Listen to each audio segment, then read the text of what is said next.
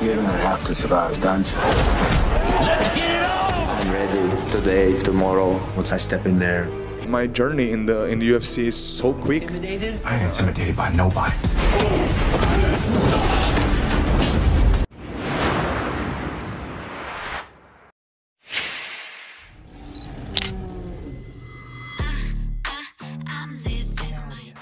Promosi UFC secara resmi baru saja merilis peringkat ranking petarung untuk semua divisi hingga kepada peringkat pound for pound dunia. Dan dari rilis terbaru mereka tentunya ada beberapa yang mungkin bisa saja tidak sesuai dari keinginan penggemar. Di mana sebelumnya pemenang pertarungan gelar divisi kelas ringan, Islam Makhachev yang telah diharapkan banyak media dan penggemar untuk berada di peringkat teratas pound for pound dunia, akhirnya tidak menjadi kenyataan dan masih tetap juara divisi kelas berat Jon Jones yang menempati posisi teratas di peringkat tersebut. Meski demikian, Islam Makhachev mampu menggeser lawan yang baru saja dikalahkannya, Alexander Volkanovski, yang sebelumnya berada di peringkat kedua pound for pound, kini beralih ke tempat ketiga yang sebelumnya dimiliki oleh Islam Makhachev untuk naik ke peringkat kedua pound for pound. Media MMA Fighting sebelum rilis website ini terbit sempat mengeluarkan keputusan mereka untuk menempatkan Islam Makhachev sebagai pemilik tempat teratas pound for pound dan malah menjatuhkan Jon Jones yang berada di peringkat ketiganya. Namun dengan rilis UFC ini tampaknya kedua peringkat tersebut sangat jauh berbeda. Kemudian juara divisi kelas menengah Sean Strickland, Israel Adesanya, Alexander Pantoja, dan Alex Pereira, masing-masing dari petarung ini memiliki kenaikan satu peringkat. Sementara Aljamain Sterling naik 2 peringkat ke posisi 11 peringkat pound for pound dunia.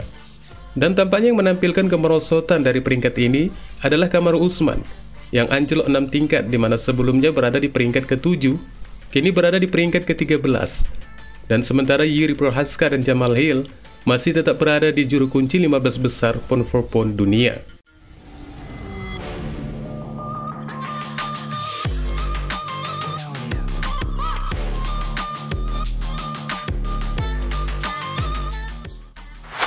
Meski dalam peringkat pound for pound dunia Kamaru Usman mendapat nilai anjlok yang cukup parah, namun dalam urusan peringkat pesaing di divisi kelas welter, The Nigerian Nightmare masih berada di peringkat pertama daftar pesaing di divisi tersebut.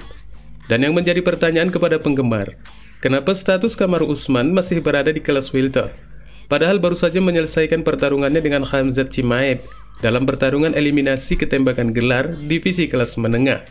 Sementara nama Khamzat Chimaev sendiri telah hilang dari urutan peringkat divisi kelas welter.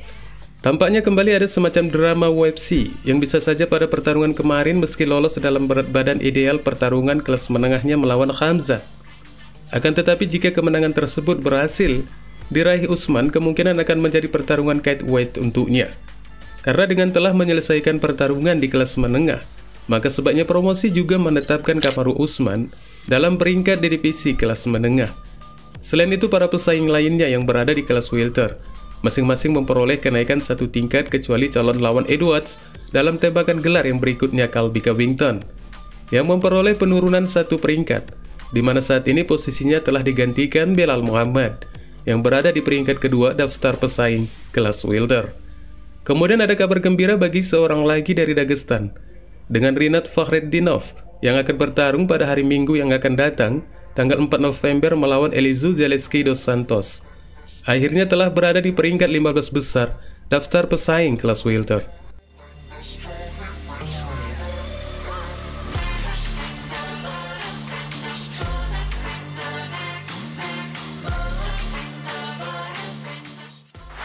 Kemudian untuk di kelas terbang dengan Muhammad Mokaev yang telah mengalahkan Tim Elliott dengan submission triangle choke di ronde ketiga di UFC 294.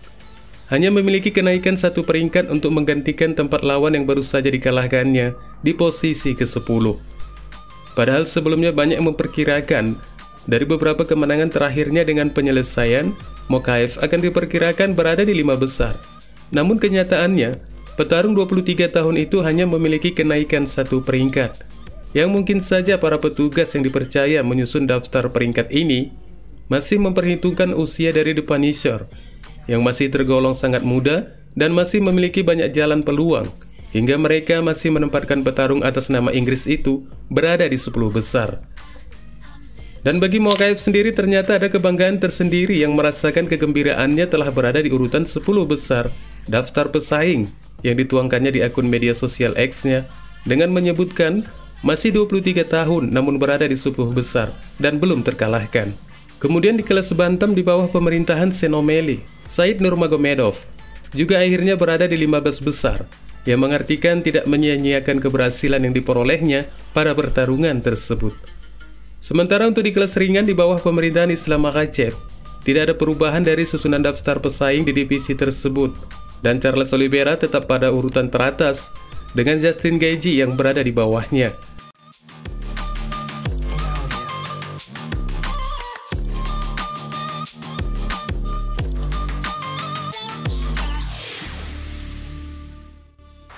Kemudian untuk di kelas menengah ada keunikan di mana Khamzat Chimaev ditempatkan di kelas ini, namun bukan berada di peringkat puncak, padahal telah dijanjikan akan bertarung untuk tembakan gelar. Khamzat sendiri yang sebelumnya di kelas welter berada di peringkat ketiga, kini selepas kemenangan keputusannya melawan Kamaru Usman di UFC 294, berada di urutan ke-9 divisi kelas menengah, sementara posisi petarung yang lainnya yang dimulai dari peringkat yang telah digantikan Chimaev, masing-masing memperoleh penurunan 1 peringkat. Dan dari peringkat Khamzat Chimaev ini tampaknya ada kekhawatiran dari penggemar untuk tembakan gelar yang berikutnya, yang telah santer terdengar bahwa The Boss akan melawan Sean Strickland. Karena paling tidak para penyusun harusnya dengan berani meletakkan The Boss di posisi ketiga atau keempat.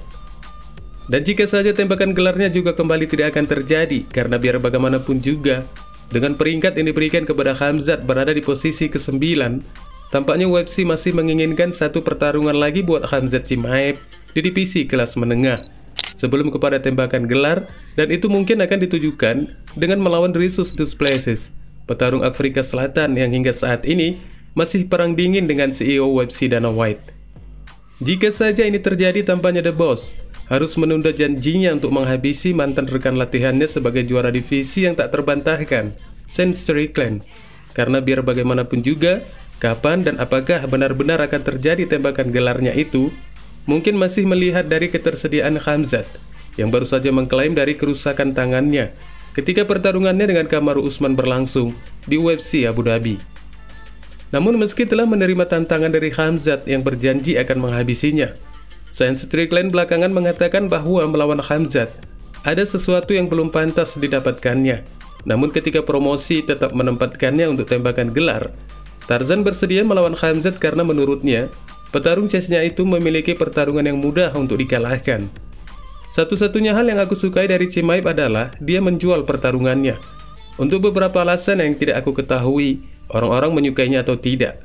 Tapi sayangnya dia tidak pantas mendapatkan perebutan gelar. Meski demikian aku siap berdansa dengannya. Tapi dia tidak pantas mendapatkannya, tidak pantas.